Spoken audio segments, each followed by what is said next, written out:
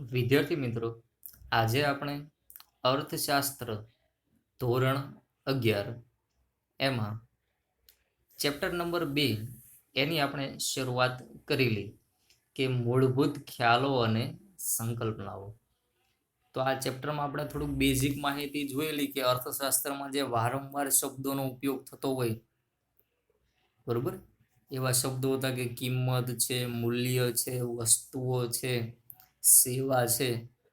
તો આ બધા શબ્દોનો આપણે ડિટેલમાં અભ્યાસ કર્યો. પછી વસ્તુ અને સેવાઓના જુદા જુદા પ્રકારોનો પણ આપણે શું કરેલો છે, અભ્યાસ કર્યો હતો.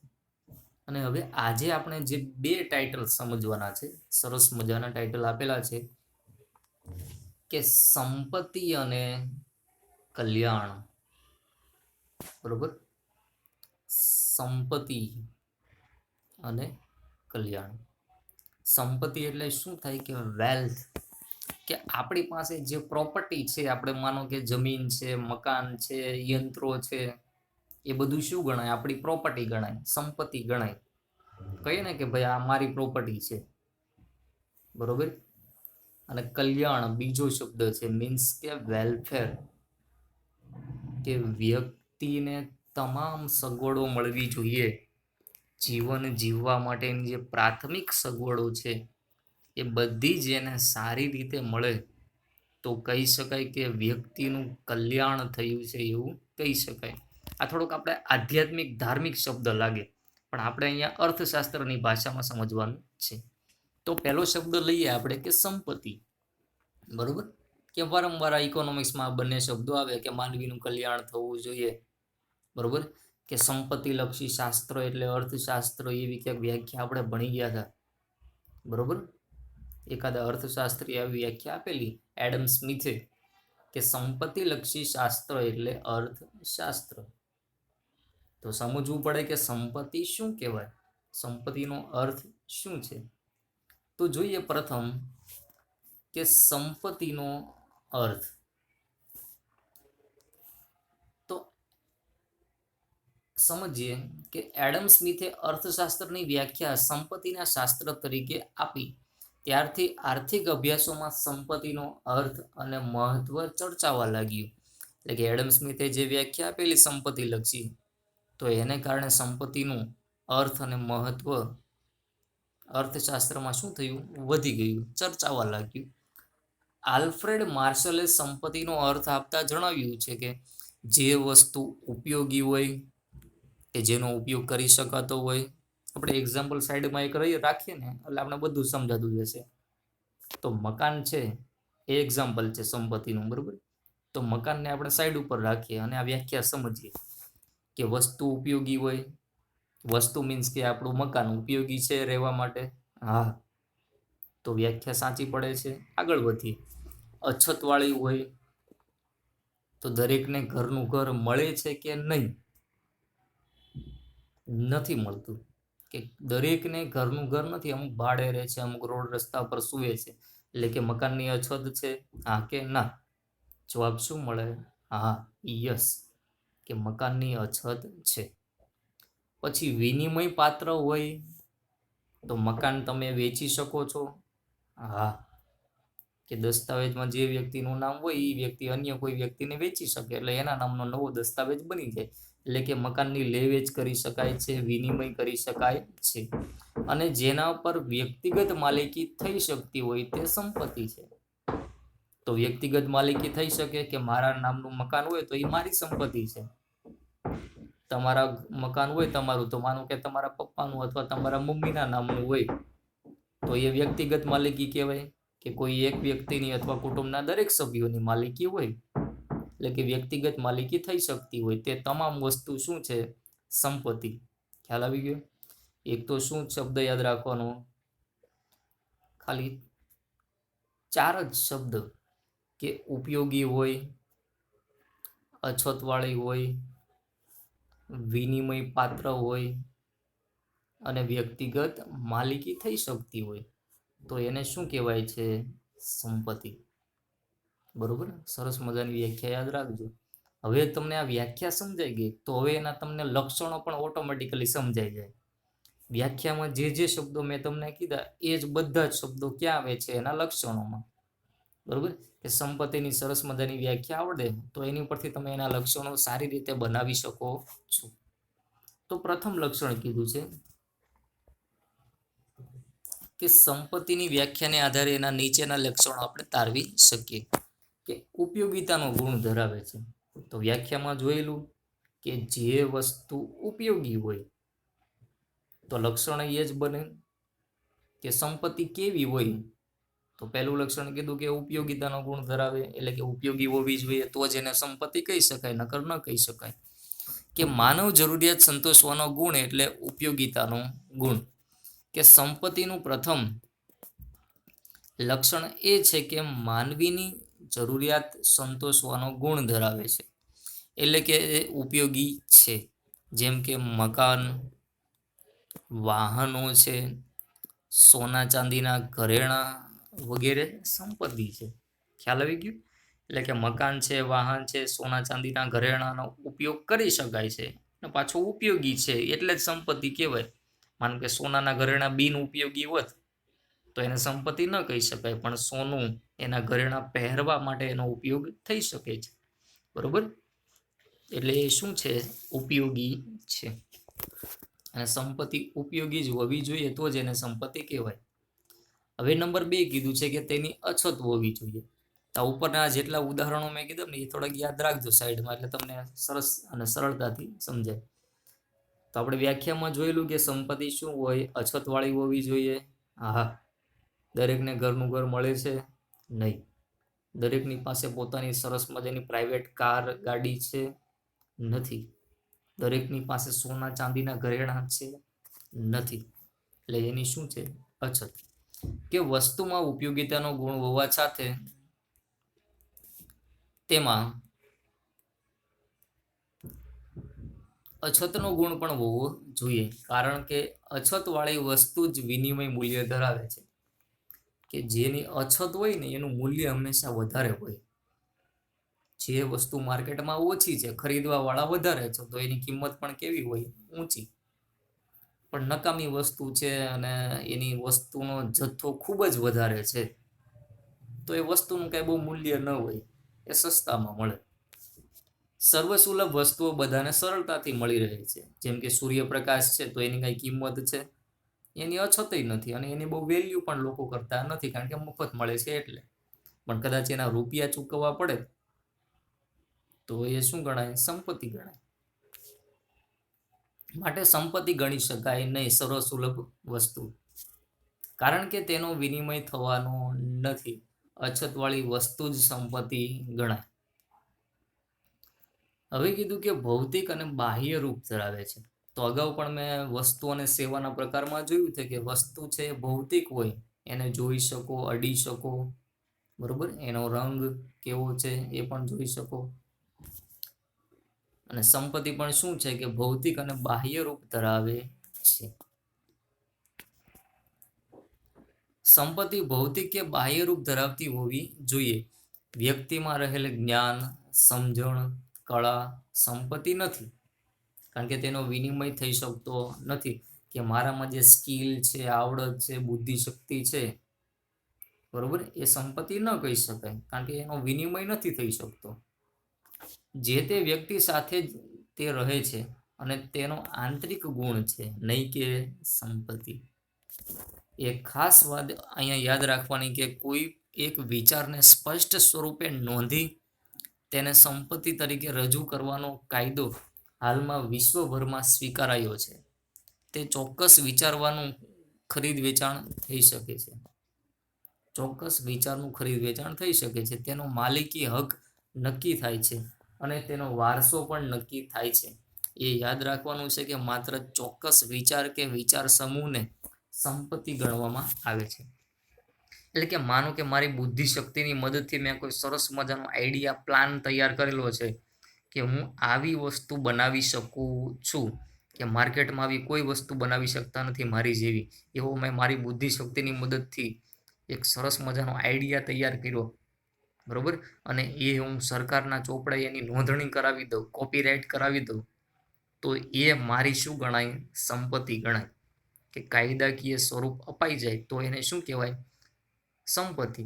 અને કદાચ હું આવા મારા વિચાર આઈડિયા છે એનો હું કોઈ અન્ય કંપનીને વેચી પણ શકું છું, બરોબર? કે મારો આવો વિચાર છે અને મારી પાસે રૂપિયા નથી પણ વિચાર છે, આઈડિયા છે, પણ તમે રૂપિયાનો ઉપયોગ કરો અને મારા વિચારનો તમે સાથે ઉપયોગ કરો આઈડિયાનો, તો તમે સરસ મજાની વસ્તુ બનાવી શકશો. તો હું કોઈને મારો વિચાર છે, આઈડિયા છે, બરોબર, સ્કિલ છે, એ કોઈને વેચી શકું છું અને રૂપિયા કમાઈ શકું છું. તો એ સંપત્તિ ગણાય. નગર સરકારના ચોપડે લિસ્ટેડ ન હોય તો એ સંપત્તિ ગણાતી નથી. અને એ સરસ મજાનું આપણે કીધું છે કે વિચારવાની શક્તિ એ તમારો ગુણ છે, નથી કે સંપત્તિ. તેનું હસ્તાંતરણ થઈ શકતું નથી. તમે જે વિચારો છો એ બીજો વ્યક્તિ વિચારી શકતો નથી. દાખલા તરીકે વૈજ્ઞાનિકે એક શોધ કરે અને ચોક્કસ સ્વરૂપમાં રજૂ કરે તો તેની માલિકી થઈ શકે. માનો કે કોઈ વૈજ્ઞાનિક છે, એને માનો કે ગુરુત્વાકર્ષણનો નિયમની શોધ કરી, સરકારના ચોપડે કાયદેસર રીતે એને નોંધણી કરી, પોતાનું સંશોધન રજૂ કર્યું સરકાર સમક્ષ, અને સરકારે એને કોપીરાઇટનું સ્વરૂપ આપી દીધું કે નહીં, આ તમારી જ શોધ છે, બરોબર? તો એ તમારી શું ગણાય? સંપત્તિ બને, નકર બને નહીં. પણ વૈજ્ઞાનિક તેનું જ્ઞાન અને વિચારવાની શક્તિ એ કોઈને આપી શકતો નથી, માટે તે સંપત્તિ બનતી નથી. કે મારું નોલેજ છે એ હું અન્યને શેર કરી શકતો નથી 100%, પણ અમુક ટકા હું કરી શકું છું. મીન્સ કે વિચારવાની શક્તિ સંપત્તિ ગણાતી નથી, પણ કાયદેસરનું સ્વરૂપ મળી જાય તો એ સંપત્તિ ગણાય છે. હવે સંપત્તિ પાછી કેવી હોવી જોઈએ? વિનિમય પાત્ર હોવી જોઈએ. વ્યાખ્યામાં જોયું હતું કે વિનિમય પાત્ર હોય એટલે કે એનું ખરીદ વેચાણ થઈ શકતું હોય, એની આપલે થઈ શકતી હોય, બરોબર, હેરફેર થઈ શકતી હોય. હેરફેર એટલે કે મકાનને એક જગ્યાએથી ઊંચકીને બીજી જગ્યાએ નથી લઈ જવાનું, દસ્તાવેજ દ્વારા નામ ટ્રાન્સફર કરવું એટલે એનું વેચાણ થઈ જાય. જે વસ્તુ ઉપયોગી હોય, બાહ્ય રૂપ હોય, પણ વિનિમય પાત્ર ન હોય તો તે સંપત્તિ નથી. સંપત્તિનો અગત્યનો ગુણ તેની વિનિમય ક્ષમતા છે, એટલે કે વેચાણ, ખરીદ વેચાણ, આપલે થઈ શકવી જોઈએ. તે આપીને સામે બીજી વસ્તુ મેળવી શકવી જોઈએ. માનો કે મકાન હું વેચી નાખું તો સામે મને જમીનનો ટુકડો પણ મળી શકે છે. સ્વાભાવિક છે કે મકાન વેચવું અને 50 લાખ રૂપિયા આવે તો 50 લાખનો ઉપયોગ કરું હું ખરીદવા માટે? જમીન ખરીદવા માટે. એટલે કે એક વસ્તુની સામે બીજી વસ્તુ મેળવી શકાતી હોવી જોઈએ. સંપત્તિ વ્યક્તિની વર્તમાન જરૂરિયાતો તો સંતોષે જ છે, પરંતુ ભવિષ્યમાં ઊભી થનારી જરૂરિયાતો મેળવી આપવામાં પણ મદદરૂપ થાય. માનો કે અત્યારે મારી પાસે જમીનનો ટુકડો છે, બરોબર, પણ ભવિષ્યમાં મારે થોડાક રૂપિયાની જરૂર પડી કે સોનું ખરીદવા માટે, તો હું જમીનનો અમુક ટુકડો વેચી નાખીશ અને જે રૂપિયા આવશે એમાંથી સોના ચાંદીના ઘરેણાં હું ખરીદી લઈશ. એટલે ભવિષ્યની મારી જરૂરિયાત સંતોષવામાં પણ ઉપયોગી થવી જોઈએ. આ ત્યારે જ શક્ય બને કે ત્યારે જે વિનિમયક્ષમ હોય, એટલે કે વેચાણ શક્ય હોય તો. મકાન વર્તમાનમાં જરૂરિયાત સંતોષે છે, પણ મકાન વેચીને અન્ય જરૂરિયાત પણ સંતોષી શકાય છે. જેમ કે સોનું, ઝવેરાત, જમીન વગેરે સંપત્તિ છે, કારણ કે તે વિનિમય મૂલ્ય ધરાવે છે. વેચો તો કંઈક એની કિંમત મળે છે. બરોબર, એકદમ સરળ છે, આમાં બહુ અઘરું નથી. હવે કીધું કે ટકાઉપણાનો ગુણ ધરાવે છે, કે સંપત્તિ છે એ ટકાઉપણું એટલે કે લાંબો સમય સુધી એનો ઉપયોગ કરી શકાતો હોવો જોઈએ, તો જ એને શું કહેવાય? સંપત્તિ. આજ ખરીદો જમીનને, કાલે નાશ પામે તો એ સંપત્તિ ન બને, એ નાશવંત વસ્તુ બને, બરોબર. ટકાઉપણું એટલે કે લાંબો સમય સુધી એનો હું ઉપયોગ કરી શકતો હોઉં ને તો એ સંપત્તિ ગણાય. મકાન છે 15-20 વર્ષ સુધીનો ઉપયોગ કરી શકું, જમીન છે તો લાઈફ ટાઈમ હું ઉપયોગ કરી શકું, સોના ચાંદીના ઘરેણાં છે ઘણા વર્ષો સુધી હું પહેરી શકું, બરોબર. કે સંપત્તિમાં ટકાઉપણાનો ગુણ હોય છે. જે વસ્તુઓ, સેવાઓ નાશવંત છે તેના જથ્થાને લાંબા સમય સુધી રાખી શકાય છે, તે સંપત્તિ ગણી શકાય નહીં. કે જેનો જથ્થો લાંબો સમય સુધી સાચવી ન શકાય તો એ સંપત્તિ નથી. પણ સોનું, જમીન, મકાન વગેરે, શેર, કોઈ પણ કંપનીના તમે શેર ખરીદો એટલે કે રોકાણ કરો, એ પણ શું છે? સંપત્તિ. કારણ કે ઘણા વર્ષો સુધી રહે છે. શ્રમિકનો શ્રમ, શિક્ષકનું શિક્ષણ અને ખેડૂત દ્વારા ઉત્પાદિત નાશવંત વસ્તુઓ સંપત્તિ નથી. કારણ કે માનો કે હું શ્રમિક હોઉં અને હું આજે કાર્ય ન કરું તો કાંઈ એનો હું સ્ટોક ભેગો નથી કરી શકતો. આજે કાર્ય નહીં કરું તો મારો શ્રમ ઝીરો ગણાશે. પછી કાલે કાર્ય કરવા જઈશ અને જેટલું મહેનતથી હું કાર્ય કરીશ એટલું વળતર મળશે. પછી ગઈકાલે જે મેં શ્રમ નથી કર્યો એ તો ઝીરો થઈ ગયું, એનું કાંઈ મૂલ્ય ઉપજે નહીં. બરોબર? કે શ્રમ છે, શિક્ષણ કાર્ય છે, એ બધી નાશવંત વસ્તુઓ સંપત્તિ નથી, કે લાંબો સમય સુધી ટકાવી શકાતી નથી. જો નાશવંત વસ્તુઓ લાંબા ગાળા સુધી ટકી શકે એવી વ્યવસ્થા શોધાય તો આજે જે સંપત્તિ નથી એ આવતીકાલે સંપત્તિ બની શકે. સ્વાભાવિક છે કે આજે ઝડપથી જે વસ્તુનો નાશ થતો હોય એ ભવિષ્યમાં કઈ નવી ટેકનોલોજી આવે તો એ વસ્તુને લાંબો સમય સુધી સાચવી શકાય તો એ સ્વાભાવિક છે કે સંપત્તિ બની શકે. મીન્સ કે ટકાઉપણાનો ગુણ ધરાવતી હોવી જોઈએ. દાખલા તરીકે ખેડૂતો હવે કેટલાક ખેત ઉત્પાદનને કોલ્ડ સ્ટોરેજ જેવી ટેકનોલોજીના ઉપયોગથી લાંબો સમય સુધી ટકાવી શકે છે. આમ બાહ્ય, ઉપયોગી, વિનિમય પાત્ર અને અછતવાળી વસ્તુ એટલે જ સંપત્તિ. બરોબર? હવે જોઈએ કે સંપત્તિના જુદા જુદા પ્રકારો. એક તો વ્યક્તિગત સંપત્તિ અને સામાજિક સંપત્તિ. આપણે શબ્દનું ટાઇટલ છે એની ઉપરથી જેની વ્યાખ્યા બનાવવાની છે કે સંપત્તિ કેવા પ્રકારની હોઈ શકે. એક તો વ્યક્તિગત હોઈ શકે અથવા તો સામાજિક હોઈ શકે. તો સમજીએ કે વ્યક્તિગત એટલે શું? કે જે સંપત્તિની માલિકી અને વપરાશ ખાનગી અને વ્યક્તિગત હોય તે વ્યક્તિગત સંપત્તિ ગણાય. આપણે વસ્તુઓના પ્રકારમાં જોયેલું કે ખાનગી વસ્તુ, તો એની સેમ ટુ સેમ વ્યાખ્યા અહીંયા આવી. વ્યક્તિગત સંપત્તિ કે જે સંપત્તિની માલિકી અને વપરાશ ખાનગી અને વ્યક્તિગત હોય, એટલે કે મારું મકાન છે તો હું જ ઉપયોગ કરી શકું, મારા પરિવારના સભ્યો જ ઉપયોગ કરી શકે, બીજા બહારના કોઈ વ્યક્તિ એનો ઉપયોગ કરી શકે નહીં. એટલે કે વ્યક્તિગત માલિકી હોય, વપરાશ ખાનગી હોય, બરોબર, તો એને વ્યક્તિગત સંપત્તિ કહેવાય. પરંતુ જે સંપત્તિની માલિકી અને વપરાશ સમાજ અને સમૂહ દ્વારા થતો હોય તે સામાજિક અને સામૂહિક સંપત્તિ છે. બરોબર? કે જેનો ભાડું આપીને એનો ઉપયોગ કરી શકાતો હોય તો એ સંપત્તિ શું છે? સામાજિક સંપત્તિ, પબ્લિક પ્રોપર્ટી. પછી કીધું કે રાષ્ટ્રીય સંપત્તિ અને આંતરરાષ્ટ્રીય સંપત્તિ. કે દેશની માલિકીની સંપત્તિ રાષ્ટ્રીય માલિકીની છે. એટલે કે દેશની અંદર જે તમામ વસ્તુઓ આવેલી છે, કે દેશના નદી, પર્વત, રણ, જાહેર રસ્તાઓ, ઐતિહાસિક ઇમારતો એ આપણી રાષ્ટ્રની સંપત્તિ ગણાય. તાજમહેલ છે, ઐતિહાસિક ઇમારત ગણાય. આપણી ઘરની બહારના જે રોડ, રસ્તા, નેશનલ હાઈવે છે, આપણા દેશમાં આવેલું કચ્છનું રણ, એ બધી જ શું છે? નદી, પર્વતો, એ બધી આપણા દેશની સંપત્તિ ગણાય, નહીં કે આપણી સમગ્ર દેશની સંપત્તિ કહેવાય. આપણો સામૂહિક વારસો, સાહિત્ય, સ્થાપત્ય આપણી રાષ્ટ્રીય સંપત્તિ ગણાય, કે રાષ્ટ્રની સંપત્તિ છે, કોઈ વ્યક્તિની નથી. બરોબર?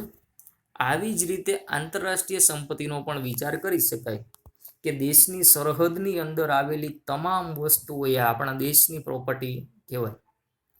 પરંતુ આંતરરાષ્ટ્રીય સંપત્તિ એટલે શું? કે દેશની સરહદની બહાર આવેલી કોઈ પણ વસ્તુમાં તો શું આવે કે મોસ્ટ ઓફલી દરિયો આવે, કોઈ ટાપુ છે, કોઈ પર્વત છે, એ બે દેશોની વચ્ચે આવતો હોય તો એની માલિકી 100% આપણી પણ નથી અને બાજુવાળા દેશની પણ નથી, પણ બંનેની સંયુક્ત માલિકી કહેવાય. તો એવી પ્રોપર્ટી હોય એને શું કહેવાય? આંતરરાષ્ટ્રીય સંપત્તિ. એક્ઝામ્પલ પણ આપેલું છે કે કોઈ પણ દેશની હદ છોડ્યા પછીનો દરિયો આંતરરાષ્ટ્રીય સંપત્તિ ગણાય. ઇન્ટરનેશનલ પ્રોપર્ટી, કે ભારત દેશ પૂરો થાય એટલે નીચે શું આવે છે? દક્ષિણમાં હિન્દ મહાસાગર. તો શ્રીલંકા અને ભારત દેશની વચ્ચે શું છે? હિન્દ મહાસાગર. તો એ આંતરરાષ્ટ્રીય સંપત્તિ છે. બરોબર. હવે નવો શબ્દ છે કે કલ્યાણ, મીન્સ કે વેલફેર. તો એની વ્યાખ્યા જોઈએ કે કલ્યાણ એટલે સારી સ્થિતિ, પરિસ્થિતિમાં સુધારો, આર્થિક રીતે કહીએ તો ભૌતિક જીવન ધોરણમાં સુધારો, વધુ સારી સ્થિતિનું નિર્માણ. કે જ્યારે આપણે શરૂઆત કર્યું હતું સંપત્તિ અને કલ્યાણનું ટાઇટલ, ત્યારે મેં તમને બેઝિક કીધેલું કે માનવીનું કલ્યાણ થવું જોઈએ, કે માનવીને જીવન જીવવા માટેની તમામ પાયાની સગવડો સરળતાથી સારી રીતે મળી રહેવી જોઈએ જીવન જીવવા માટે. બરોબર. તો એવી સ્થિતિને શું કહેવાય? કલ્યાણ. કે કલ્યાણ એટલે સારી સ્થિતિ, પરિસ્થિતિમાં સુધારો. પેલા ગરીબ હતા, ઝૂંપડપટ્ટીમાં રહેતા, પણ હવે એની આર્થિક પરિસ્થિતિમાં ધીરે ધીરે સુધારો થાય અને પાકા આવાસમાં, પાકા રહેઠાણમાં રહેવા લાગે, તો પરિસ્થિતિમાં સુધારો ગણાય. તો કહી શકાય કે વ્યક્તિનું કલ્યાણ થયું છે એવું કહી શકાય. આર્થિક રીતે કહીએ તો ભૌતિક જીવન ધોરણમાં સુધારો અથવા તો વધુ સારી સ્થિતિનું નિર્માણ. કે ભૌતિક જીવન એટલે કે ફિઝિકલ લાઈફમાં કે જુદી જુદી વસ્તુઓ હલકી ગુણવત્તાની પહેલા મળતી હોય, પછી એ ધીરે ધીરે સારી ગુણવત્તાની મળે, રોટી, કપડાં ઓર મકાન એને સરળતાથી મળી રહેતું હોય, તો કહી શકાય કે વ્યક્તિનું કલ્યાણ થયું છે. બરોબર. હવે થોડીક ઇન્ટ્રોડક્શન જેવી માહિતી છે, બહુ ખાસ યાદ રાખવા જેવી નથી. કે આધ્યાત્મથી માંડીને અર્થશાસ્ત્ર સુધી કલ્યાણ શબ્દ વપરાય છે. આધ્યાત્મિક બાબત છે કલ્યાણ. માણસ જીવનમાં તમામ ક્ષેત્રમાં કલ્યાણ થાય એવું ઈચ્છે છે. સ્વાભાવિક છે કે મારું કલ્યાણ થવું જોઈએ. બરોબર. કે મને બધી ફેસિલિટી મળવી જોઈએ. એટલે કે વધારે સારી સ્થિતિ ઈચ્છે છે, અને વધુ સારી સ્થિતિ માત્ર ટૂંકા ગાળા માટે નહીં પરંતુ કાયમી ધોરણે રહે, તો એને શું કહેવાય? કલ્યાણ. કે આજે ખોરાક મળ્યો, 3 ટાઈમનું ભોજન મળી ગયું, પણ કાલે ન મળે, તો એમ ન કહેવાય કે આ વ્યક્તિનું કલ્યાણ થયું છે. પરંતુ કલ્યાણ એને કહી શકીએ કે કાયમ માટે એને 3 ટાઈમનું ભોજન, રહેઠાણ, પીવાનું પાણી, બધી જ ફેસિલિટી મળવી જોઈએ. તો અર્થશાસ્ત્રમાં કલ્યાણનો આપણે 2 રીતે વિચાર કરી શકાય. એક તો વ્યક્તિગત કલ્યાણ અને સામૂહિક કલ્યાણ. વ્યક્તિગત એટલે શું? કે કોઈ એક વ્યક્તિનું કલ્યાણ થાય. અને સામૂહિક કલ્યાણ એટલે શું? કે દેશના તમામ નાગરિકોનું કલ્યાણ થાય. તો યાદ રાખજો, 1 માર્ક્સનો પ્રશ્ન, કે અર્થશાસ્ત્રમાં કલ્યાણ છે, બરોબર, અથવા તો સામૂહિક કલ્યાણનો જ અર્થશાસ્ત્રમાં ઉપયોગ કરવામાં આવે છે. તો અર્થશાસ્ત્રની દ્રષ્ટિ કોની ઉપર હોય? કે સામૂહિક કલ્યાણની, કે દેશના તમામ નાગરિકોનો વિકાસ થાય, કલ્યાણ થાય, નહીં કે કોઈ એક વ્યક્તિનો. ક્લિયર થઈ ગયું? અર્થશાસ્ત્ર શું વિચારે છે? કે તમામ લોકોનો વિકાસ થાય, સમૂહનો વિકાસ થાય, કે નહીં કે 2-5 વ્યક્તિઓનો વિકાસ થાય. બરોબર. કે આપણે જ્યારે કલ્યાણની વાત કરીએ ત્યારે સામૂહિક કલ્યાણનો જ વિચાર કરવાનો છે. વળી કલ્યાણને આર્થિક પરિસ્થિતિમાં માપી શકાય તેવા સુધારા સાથે, ગુણાત્મક પરિવર્તનો સાથે પણ સંબંધ છે. એટલે કે આર્થિક વૃદ્ધિ કરતા આર્થિક વિકાસ સાથે સંકળાયેલી બાબત છે. આર્થિક વૃદ્ધિ એટલે કે આવકમાં, ઉત્પાદનમાં વધારો થાય. પણ વિકાસ એટલે શું? કે આવક તો વધે, સારી સુવિધાઓ વધે, ગરીબીનું પ્રમાણ ઘટે, બેરોજગારીનું પ્રમાણ ઘટે, રોજગારીનું પ્રમાણ વધે. બરોબર. સારા જીવન ધોરણમાં સુધારો થાય, માથાદીઠ આવક વધે. બરોબર. તો શું કહેવાય? કે વિકાસ થયો છે એવું કહેવાય. વળી કલ્યાણનો મોટો આધાર આવક વૃદ્ધિ કરતા આવકની યોગ્ય વહેંચણી ઉપર રહેલો છે. કે કલ્યાણ શું છે? કે મોટો આધાર શેની ઉપર છે? આવકમાં વધારો કરવાનો નહીં, પરંતુ આવક છે દેશની, રાષ્ટ્રીય આવક છે, બરોબર, તો એની યોગ્ય રીતે વહેંચણી કરવાનો છે. નકર શું બને કે ધનિક વધારે ધનિક બને અને ગરીબો વધારે ગરીબ બને. દેશની રાષ્ટ્રીય આવક વધે તો કહી શકાય કે દેશમાં વૃદ્ધિ થઈ, પરંતુ રાષ્ટ્રીય આવકની દેશના તમામ નાગરિકો વચ્ચે સરખા ભાગે વહેંચણી કરો, માથાદીઠ આવક વધારો, તો કહી શકાય કે આવકની યોગ્ય વહેંચણી થઈ એટલે કલ્યાણ થયું. હવે થોડુંક 2 માર્ક્સમાં તમને કદાચ પ્રશ્ન પૂછાય છે કે સંપત્તિ અને કલ્યાણ વચ્ચેનો સંબંધ. થોડુંક અટપટું લાગે પણ તમને સંપત્તિ શું છે અને કલ્યાણ શું છે સમજાય તો આ બધી ડિટેલ સમજાય છે. સામાન્ય રીતે એવું માનવામાં આવે છે કે વ્યક્તિની સંપત્તિમાં વધારો થાય ત્યારે તેના કલ્યાણમાં પણ વધારો થાય છે. દેશની સંપત્તિમાં વધારો થાય તેથી દેશના લોકોનું પણ કલ્યાણ થાય છે. પણ વ્યક્તિ માટે જે બાબત સાચી હોય તે દેશ માટે સાચી ન ગણાય. કારણ કે મારી સંપત્તિ એક વ્યક્તિની બધી, મારી પાસે આજે 1 મકાન છે, 5-10 વર્ષ પછી મારી પાસે 2 મકાન થઈ જાય તો મારું કલ્યાણ થયું છે એવું કહી શકાય, પણ આખા દેશનું કલ્યાણ થયું છે એવું કહી શકાય નહીં. બરોબર. અને બીજી બાબત કે દેશની રાષ્ટ્રની આવક વધે, દેશની પ્રોપર્ટીમાં વધારો થાય, પણ દરેક વ્યક્તિ પાસે જો ઘરનું ઘર નહીં હોય, બરોબર, તો આ યોગ્ય ગણાય નહીં. એટલે કે ઉપર જણાવ્યું એમ કે કલ્યાણને આવકની વહેંચણી સાથે સંબંધ છે, કે દેશની પ્રોપર્ટી ભલે વધી એની યારે કાંઈ લેના દેના નથી, પણ એ આવકની દરેક વ્યક્તિઓ વચ્ચે સરખી વહેંચણી કરો તો મહત્વનું છે. દેશની સંપત્તિમાં વધારો થાય પણ તે થોડાક જ લોકોના હાથમાં કેન્દ્રિત થયેલી હોય તો દેશના બધા લોકોનું કલ્યાણ વધતું નથી. કારણ કે દેશમાં 5-10% ધનિક વ્યક્તિઓ હોય તો એની પાસે દેશની તમામ રાષ્ટ્રીય આવકનો સંગ્રહ થતો હોય તો એ 5-10% લોકોનું જ કલ્યાણ થાય, આપણું કલ્યાણ થાય નહીં. કે કલ્યાણને પ્રજાના સામાજિક સાંસ્કૃતિક મૂલ્યો મીન્સ કે વેલ્યુ સાથે જોડવામાં આવે તો સંપત્તિ અને કલ્યાણનો સીધો સંબંધ માપી શકાતો નથી. કે પ્રજાના સાંસ્કૃતિક અને સામાજિક મૂલ્યો સાથે જોડવામાં આવે કલ્યાણને તો સંપત્તિ અને કલ્યાણનો સીધો સંબંધ માપી શકાતો નથી. કારણ કે સામાજિકમાં શું કે આર્થિક બાબત તો આવી નહીં, સાંસ્કૃતિક બાબત છે તો એમાં ક્યાંય આર્થિક રૂપિયા તો કંઈ આવ્યા નહીં, અને સંપત્તિને કોની સાથે સંબંધ છે કે અર્થ સાથે, નાણાં સાથે સંબંધ છે. આમ છતાં માત્ર ભૌતિક કલ્યાણનો વિચાર કરીએ તો દેશની આવકમાં વધારો થવા સાથે આવકની વહેંચણી પણ સુધરે તો કલ્યાણમાં વધારો થાય છે એમ કહી શકાય. આ પાછું રિપીટ કર્યું, બરોબર, કે આવક વધે, બરોબર, પરંતુ એની સાથે એની યોગ્ય વહેંચણી પણ કરો તો દેશના તમામ લોકો, ગરીબથી લઈ અને ધનિક સુધી બધાનું શું થાય, કલ્યાણ મીન્સ કે વેલફેર થાય, પાયાની તમામ સગવડો એ લોકોને મળી રહે. બરોબર. Thank you.